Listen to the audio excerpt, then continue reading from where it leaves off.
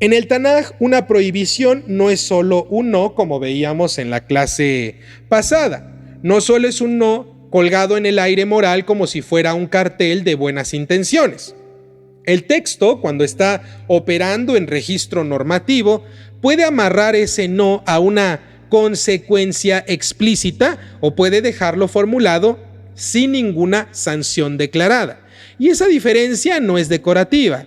Revela cómo el Tanaj construye autoridad, cómo ordena la gravedad de lo prohibido y, muy importante para el propósito que tenemos para este curso, cómo el estudiante debe resistir la costumbre de leer toda prohibición como si fuera universal, como si fuera idéntica y automáticamente aplicable a cualquier ser humano en cualquier época.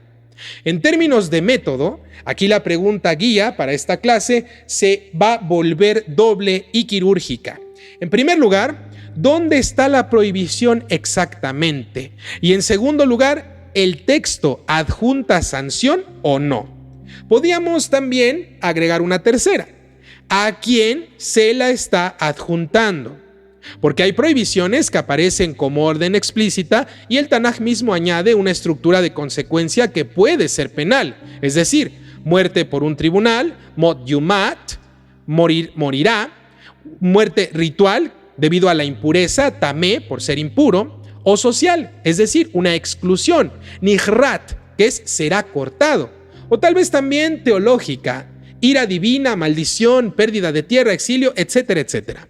Pero también hay prohibiciones que el texto formula sin explicitar sanción, y eso no significa que sean opcionales, significa que la autoridad se expresa de otra forma, de otra manera, o que simplemente el Tanaj está operando en un registro donde el no se sostiene por su vínculo con la santidad, la imitación de Hashem, la ética del pacto o la sensibilidad profética, sin necesidad de anexar un castigo legal. El lector aquí no tiene ningún derecho, queridos alumnos, a confundir estas capas, porque cuando se confunden se cometen dos errores simétricos. El primero es el moralismo duro que convierte todo no en un código penal universal. Y en segundo lugar, el relativismo blando que concluye que si no hay sanción, entonces no importa. Ambos destruyen la lectura tanají.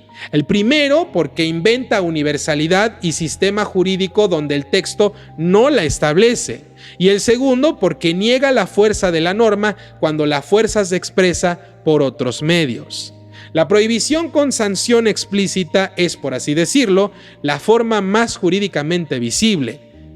Y suele aparecer con fórmulas que el oído reconoce de inmediato si ha sido entrenado. Por ejemplo, Mot yumat, morirá, Sakol yesakel, que es será apedreado, Benihretah hanefesh, esa nefesh será cortada, o cargará su pecado, Nasa avonó, llevará su iniquidad. En estas expresiones el texto no solo prohíbe, sino que establece un régimen de gravedad y con frecuencia un marco comunitario. Muchas sanciones, de hecho, presuponen un colectivo con tribunales, testigos, procedimientos, un santuario o al menos un orden social bajo el pacto. Eso es crucial para este curso porque una gran parte de lo que se predica en el mundo no judío como una ley bíblica ignora que muchas sanciones están incrustadas en una economía del pacto de Israel que nada tiene que ver con los no judíos. Esto situado dentro de un marco legal de tierra, templo, sacerdocio, calendario, tribunales, identidad tribal, etcétera, etcétera, etcétera, que nada tiene que ver con no judíos. Cuando el Tanaj dice será cortado, no está necesariamente construyendo un código penal universal para las naciones.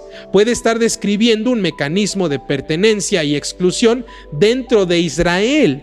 De la misma manera, cuando el texto adjunta morirá a ciertas transgresiones, eso no autoriza a convertir el Tanaj en un manual de violencia privada. La sanción, cuando es judicial, está implicada dentro de un orden institucional y el mismo Tanaj presupone autoridad comunitaria, incluso antes de traer alajá, que aquí, en este curso, no traeremos. El texto ya sugiere que pena no es venganza personal, porque las sanciones aparecen en un sistema de vida de pueblo. Por eso distinguir sanción no es solo distinguir gravedad, es distinguir género jurídico. Algunas prohibiciones con sanción están claramente en el registro de la legislación interna de Israel. Para los propósitos de este curso, esto nos va a ayudar a desmontar una confusión recurrente en el mundo. La gente toma por lo regular un no más una sanción y entonces lo universaliza sin preguntarse a quién y en qué marco está establecido. El Tanaj, leído con honestidad, queridos alumnos, queridas personas que me escuchan, obliga a hacernos esa pregunta. Ahora bien, la existencia de sanción explícita cumple varias funciones espirituales, no son solamente legales. Una sanción puede actuar como una frontera del pacto. ¿Cómo? Delimitando lo que destruye el tejido comunitario. En el Tanaj, especialmente en la Torá, las sanciones protegen la santidad de espacios, la santidad de los tiempos y las relaciones que se consideran cimientos del orden. No son meros castigos, son señales de que cierto acto rompe algo estructural establecido y definido. Y aquí aparece una idea profunda que les voy a compartir. El Tanaj presenta un universo moral donde las acciones tienen peso ontológico, no son meras preferencias. Por eso la sanción explícita enseña que hay actos que no se toleran porque desconfiguran la posibilidad de vida santa en común. Esta lógica es comprensible incluso sin entrar en sistemas posteriores. El texto mismo, al sancionar, está diciendo: esto no es solo malo, sino que además es destructivo. Pero incluso aquí, si somos sinceros, debemos mantener la disciplina que les voy a enseñar a lo largo del curso. Que algo sea destructivo en el régimen del pacto de Israel no significa que el Tanaj lo esté codificando como una ley universal para todas las naciones. Significa que el Tanaj está hablando desde su proyecto, formar un pueblo santo con estructuras concretas, y esto no tiene nada que ver con los no judíos. La sanción entonces no es un argumento para universalizar el mandamiento, sino una razón para leer con más precaución y más precisión todavía. En contraste, las prohibiciones sin sanciones explícitas son el terreno donde muchos lectores, muchos estudiantes, muchas personas también se extravían. ¿Por qué? Por el ego religioso o secular también, buscando absolutos fáciles o diciendo: si no hay sanción, entonces no es real o no pasa nada. Si hay, pues sí, pero si no hay, entonces sin un castigo no debo imponerlo. El Tanaj no piensa así, queridos alumnos. Hay prohibiciones sin sanción explícita que son radicalmente centrales. Por ejemplo, mandatos éticos que el texto formula como no harás, sin adjuntar una pena específica en ese mismo pasaje porque su fuerza nace de otra fuente. Por ejemplo, la santidad, serán santos. La imitación de Hashem, porque yo soy. La dignidad humana, no oprimirás. La estructura del amor, amarás. El hecho de que no haya una sanción al lado no las vuelve secundarias o menos importantes, sino que las vuelve muchas veces fundacionales. El texto asume que su obligatoriedad es obvia en el marco del pacto específico de Bene Israel, o en algunos casos en el marco de la moral que el Tanaj atribuye a la humanidad también. Además, en el Tanaj, una prohibición sin sanción puede operar como una norma de carácter. No es solo una regla, es una formación del corazón. El Tanaj, a diferencia de un código moderno, no siempre legisla con una pena. A veces legisla con una identidad. Como por ejemplo, ustedes no harán como aquellos, ustedes no serán como, ustedes se apartarán de. Esa forma de prohibición busca producir un tipo de ser humano en específico, no solo evitar un acto. Es lo que podríamos llamar, con lenguaje filosófico, una ética de virtud incrustada en una ética de mandatos. Así, la prohibición sin sanción no es menos ley, es en ciertos casos ley más interior. Por eso, este tema es crucial para el propósito de este curso.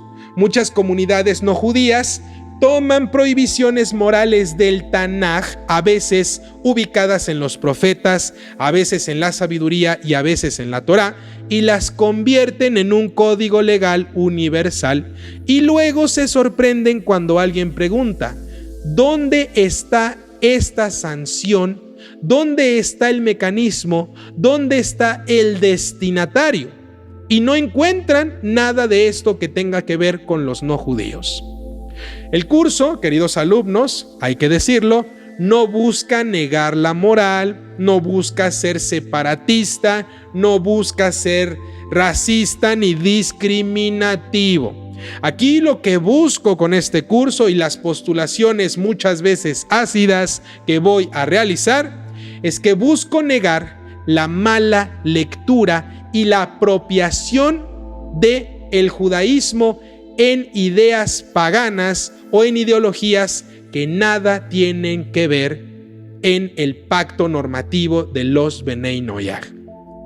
Busco desmontar la mala lectura que se va a corregir aprendiendo que el Tanaj tiene distintos modos de obligar para diferentes personas, para diferentes grupos, para diferentes pactos, etcétera, etcétera. Por pena, por identidad, por consecuencia histórica, por vergüenza profética, por advertencia de ruptura, etcétera, etcétera, etcétera. Todo esto lo vamos a analizar a lo largo de este curso. Aquí conviene introducir una distinción interna del Tanaj que es potentísima para ustedes como alumnos. No toda sanción es una pena judicial. Hay sanciones que son consecuencias narrativas o consecuencias proféticas. El texto puede prohibir, claro está, y luego la historia muestra lo que ocurre cuando se viola lo que se prohibió, sin que haya un artículo penal escrito al lado. Por ejemplo, el Tanaj puede denunciar la idolatría, la injusticia, la opresión y después narrar la caída, el hambre, la derrota o el exilio. Esa es una sanción, pero no es una pena de tribunal, es una sanción histórico-teológica. La ruptura del pacto produce un colapso social. En los Nevi'im, en los profetas, esta lógica es constante. La prohibición y el reproche vienen acompañados de amenaza, de juicio divino y a veces con imágenes de devastación. Pero esto hay que dejarlo claro, no es un código penal universal, es profecía que interpreta la historia como consecuencia moral. Para este curso, lo que quiero enseñarles es esencial. Muchas frases proféticas se citan como mandamientos, entre comillas, universales, cuando en realidad son denuncias dirigidas a Israel en específico, o a veces a naciones específicas, no a los países actuales, dentro de un contexto histórico particular. Recuerden, no saquemos de contexto las cosas. Y entonces las sanciones representan más bien anuncios de juicio, no una norma legal general. Recordemos que hay narrativas de sanciones proféticas, pero no para nuestros tiempos, sino para los tiempos específicos que se vivieron cuando se narraron esas cuestiones proféticas. El alumno que no sabe distinguir, o la persona ingenua, inepta, que no distingue géneros y convierte profecías en códigos legales y luego discute moral como si fuera un artículo judicial, es la persona que confunde al mundo, que vive en una confusión tremenda enseñando cuestiones que no tienen nada que ver. Por lo tanto, este curso es bastante necesario para las personas que recién empiezan a estudiar. El método Tanají exige separar. Y con estas preguntas que les voy a hacer, pretendo que cuando ustedes estén estudiando solitos puedan responderse sin ninguna mentira, con total honestidad. ¿Estoy leyendo legislación con sanción penal o estoy leyendo profecía con una advertencia histórica? Ambos pueden contener prohibiciones, claro que sí, pero su función y su alcance no son idénticos. También al leer debemos ser verdaderos. No debemos mentirnos ni tratar de acomodar el texto porque nos gusta escuchar lo que queremos oír. No. Otra dimensión crucial es que aún dentro de la Torá, la sanción puede aparecer no en el mismo pasuk, sino en otro lugar, mucho más adelante, o puede estar implícita en una fórmula de pertenencia. Es decir, la ausencia de sanción local no significa ausencia de sanción global en el texto. Pero, a lo largo de este curso, al limitarnos al Tanaj, podemos mostrar ese fenómeno sin recurrir a sistemas externos. Este curso fue diseñado exclusivamente utilizando la Torá, los Nevi'im y los Ketuvim, es decir, el Tanaj. No voy a introducir nada de la Torá oral. ¿Por qué? Porque pretendo con el mismo Tanaj desmontar toda filosofía ajena para todos aquellos que mencionan que la Torá oral no tiene nada que ver con las personas no judías. Y tienen mucha razón. Si quieren centrarse en la Torá, vamos a hablar exclusivamente de Torá, Nevi'im y Ketuvim, los cuales estos 3 compendios fueron plagiados por la Iglesia cristiana y católica, puestos como una base teológica de sus creencias absurdas. Y le llamaron Antiguo Testamento y se lo pusieron a una historia inventada, completamente mentirosa, al su Nuevo Testamento. Bien, aquí ustedes como alumnos deben aprender a no arrancar frases del contexto en el cual se está tratando. Hay prohibiciones que en un lugar se formulan y en otro lugar se asocian a consecuencias. Y hay prohibiciones que nunca reciben pena judicial explícita, pero sí reciben fuerte carga moral o teológica. Por eso, el ejercicio correcto es localizar, comparar, ver si el Tanaj mismo asocia y si no, ustedes no asocien. Si no asocia, respeten esa forma. Si el Tanaj no legisla pena, no inventen penas. Y si el Tanaj no universaliza destinatario, no anden universalizando. Este es el núcleo de la honestidad textual que el curso busca enseñar. Desde una perspectiva psicológica profunda, la diferencia entre sanción y no sanción revela también cómo el Tanaj trabaja con 2 motores de conducta: el motor del límite externo y el motor del carácter interno. Una sanción explícita funciona como límite externo, regula y protege en el plano comunitario, especialmente donde el daño es evidente y destructivo. Una prohibición sin sanción, que es explícita, invita al motor interno, a la conciencia, al temor del cielo, a la reverencia por la dignidad, el autocontrol y el no cometerlo porque es algo que no debemos hacer. El Tanaj quiere ambos motores al mismo tiempo. Un pueblo que vive solo por miedo a la pena es un pueblo inmaduro, que no crece. Un pueblo que vive solo por las buenas intenciones, sin estructura, es un pueblo caótico. El Tanaj, en su sabiduría, combina estos 2 motores. Y aquí el curso tiene un filo apologético invertido. En vez de usar el Tanaj para imponer moral a los demás, lo vamos a usar para enseñar una lectura responsable. Y lectura responsable produce humildad. Obliga a admitir que algunas cosas que se dijeron y se dieron por sentadas, como pecados universales con castigos, en realidad en el Tanaj aparecen como normas del pacto de Israel y nada tiene que ver con los Benei Noyaj. Y otras cosas que se ridiculizan porque no tienen una pena formal, en realidad son el núcleo de una ética profética. Es decir, la sanción no es el único marcador de importancia. El Tanaj no es un código penal, es un texto de pacto que incluye legislación, narración, poesía y profecía, todo al mismo tiempo. Incluso cuando se legisla para formar un tipo de humano en específico. Por eso mirar solo sanciones es empobrecer. Ignorar sanciones también es infantilizar. Y la lectura madura sostiene la atención.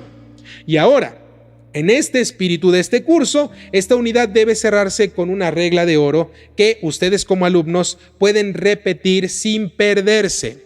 Cuando escuchen a alguien algún líder religioso carismático decir, la Biblia prohíbe X cosa, tu primera respuesta como alumno tanají, debe ser, ¿dónde está el no exacto en el Tanaj? Tu segunda respuesta es, ¿hay sanción explícita y de qué tipo? Y tu tercera respuesta, ¿a quién se le dice? ¿A ustedes? ¿A tú? ¿A Tem? ¿A Ta? ¿A Israel? ¿A una nación en específico? ¿A un individuo? Y la cuarta, como pilón, ¿en qué género está? ¿Es una ley? ¿Es una narrativa? ¿Es una profecía? ¿Es poesía? ¿O un deseo, sí, que se estipuló ahí? Esta cadena de preguntas será la vacuna contra el fanatismo religioso y contra el relativismo, porque el fanatismo toma sanciones y las convierte en violencia. El relativismo toma ausencia de sanción y la convierte en indiferencia. El Tanaj, leído con precisión absoluta, produce una tercera cosa: temor y claridad. Temor porque el texto te muestra que la vida moral tiene consecuencias, y claridad porque te impide inventar obligaciones que no existen y castigos donde nunca aparecieron en el Tanaj. Y esa claridad, paradójicamente, es compasión. Evita que el Tanaj sea usado como un arma contra los demás. Cuando aprendas a distinguir sanción y no sanción, vas a dejar de manipular el texto para ganar discusiones y vas a empezar a escucharlo para comprender su arquitectura. Entonces, el Tanaj va a dejar de ser un depósito de eslogans y se va a convertir en lo que realmente es: una voz que manda, a veces con pena y a veces con identidad. Una voz que prohíbe, a veces con tribunal y a veces con corazón. Una voz que, en ambos casos, no te da permiso de inventar universales cosas, sino que te exige respeto por la letra, por el destinatario y por el propósito. Y cuando ese respeto se vuelve hábito, te ocurre algo inesperado. El ego ya no puede esconderse detrás de ellos ni inflarse detrás de nosotros, entre comillas, porque el texto te ha entrenado a leer con exactitud. Y la exactitud en el mundo del Tanaj es una forma de reverencia hacia nuestro bendito Creador.